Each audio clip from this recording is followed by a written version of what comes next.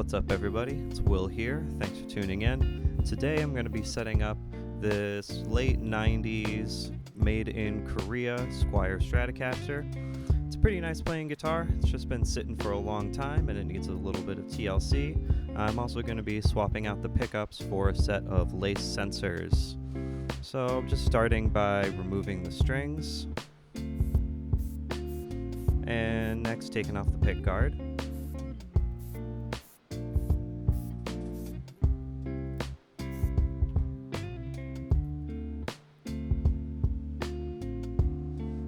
Okay, now I just gotta disconnect the pick guard from the output jack and the ground of the guitar. Alright, so I've got the pick guard removed. First step is going to be to take the old pickups out.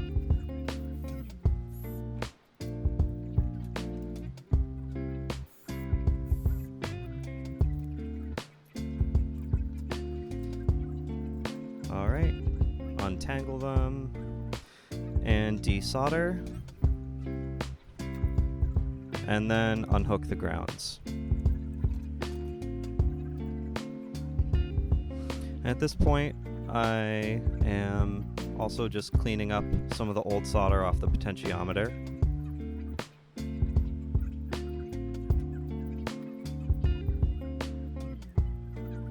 And I noticed that the pickguard was a little dirty, so I went ahead and sprayed that with a little guitar polish. And just going to take a microfiber and give that a good cleaning.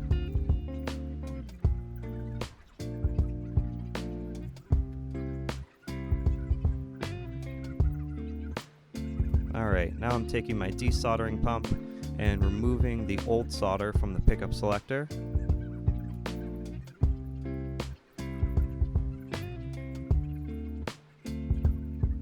Alright, looks like I skipped the whole part where I actually put the pickups in, but now it looks like I am hooking up the leads from the lace sensors to the pickup selector.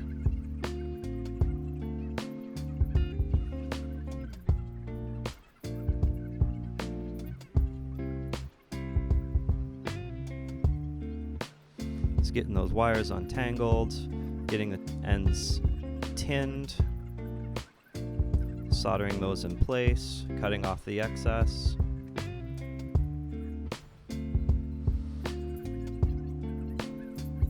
Now that the leads are in place, I'm going to have to solder on the grounds. And unlike normal single coil pickups, the lace sensors have two grounds.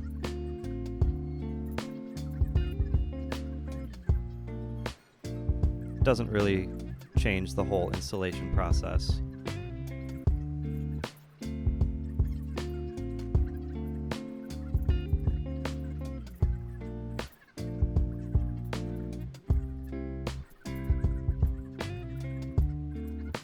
Okay, still getting the ground soldered on. One last lead wire.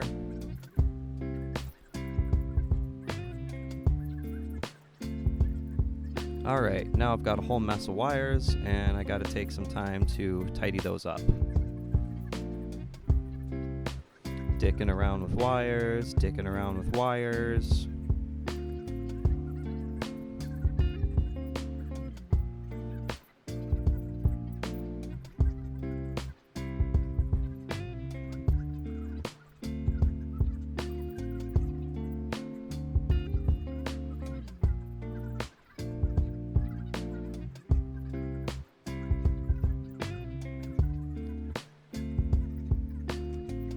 Okay, and after about 10 minutes of fiddling around with those lead wires, there, beautiful.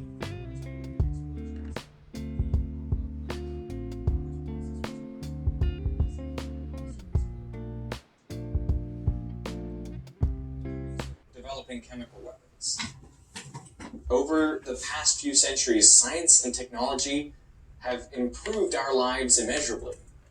But they have also given us ever-increasing ways to destroy ourselves. Well, that's the vibe of the day.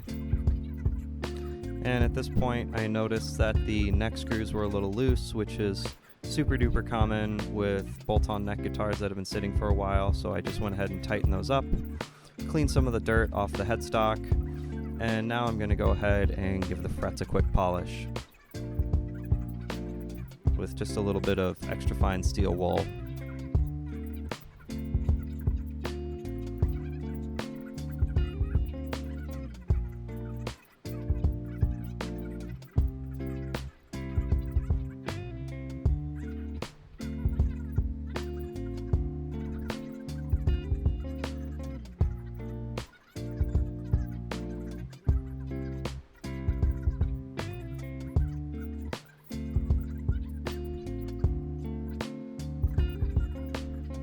And once again, just clean the fingerboard off a little bit with the microfiber, give the body a wipe down with the microfiber, and it's time to install the pick guard.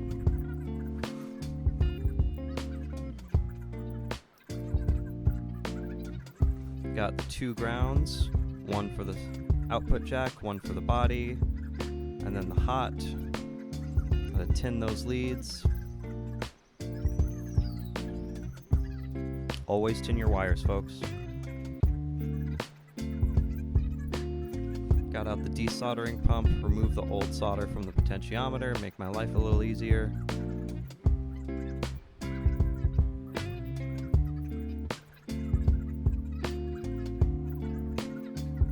There we go.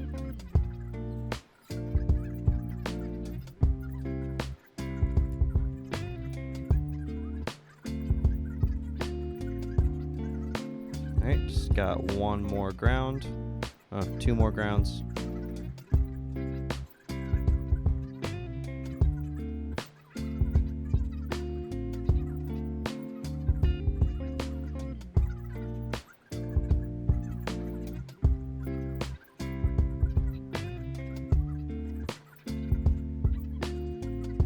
Alright, and just spraying out the pots with a little bit of deoxit, because old potentiometers tend to corrode over time, so just, even though I haven't tested it out, I'm just spraying in a little deoxit and working it in just to make sure I don't get any crackling.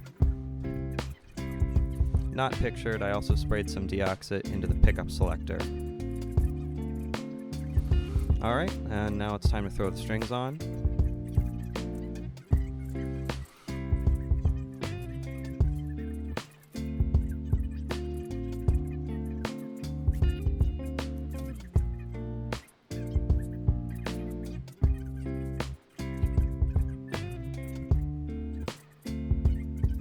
Cleaning up some gunk around the output jack.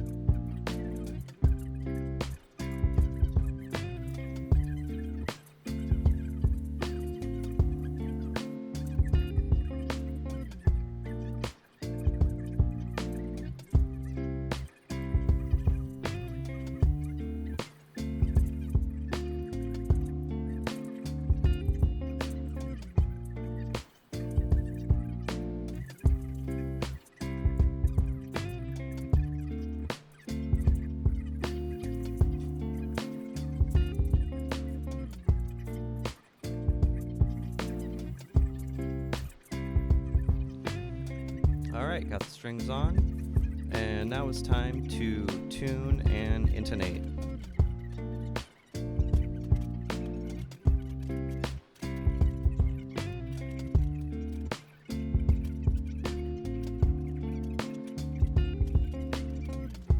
So I'm sort of stretching out the strings as I tune them up. I always like to stretch out my strings as I put them on. It just helps the fresh string stay in tune a bit better once it gets into the customer's hands. And to intonate, I use the 12th fret harmonic compared against the fretted 12th fret. And I also like to use the neck pickup when I'm intonating. I find that tuners just have a much easier time reading the signal from the neck pickup for whatever reason, especially if it's a strobe tuner. And at this point, I was having a hard time getting the G string to intonate, which is something the client had mentioned. So I just go ahead and remove that saddle yeah, just take that saddle off, and I basically just remove the spring, the adjustment spring, and I cut it in half in order to kind of make some more room for me to further adjust the saddle, and that allowed me to bring the saddle as far back as I needed it to get that G-string intonated.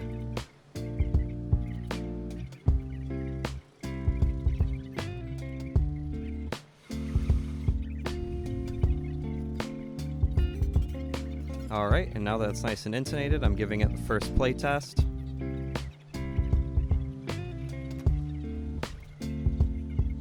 And now I'm just going to spend some time adjusting each saddle individually.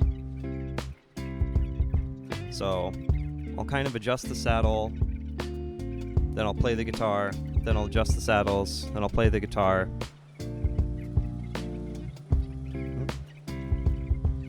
Someone's mowing a lawn outside my window. Also not pictured was I had a hard time getting the A string to really play the way I liked it to, and I found that it was seated just a little too low in the nut.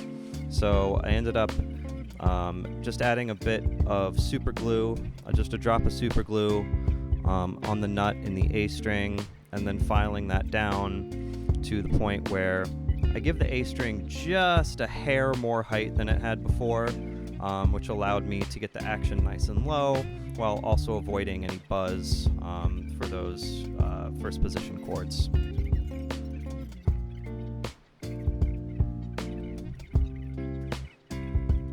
Continuing to fiddle with the action, and the final play test, and there we go. We are pretty much good to go.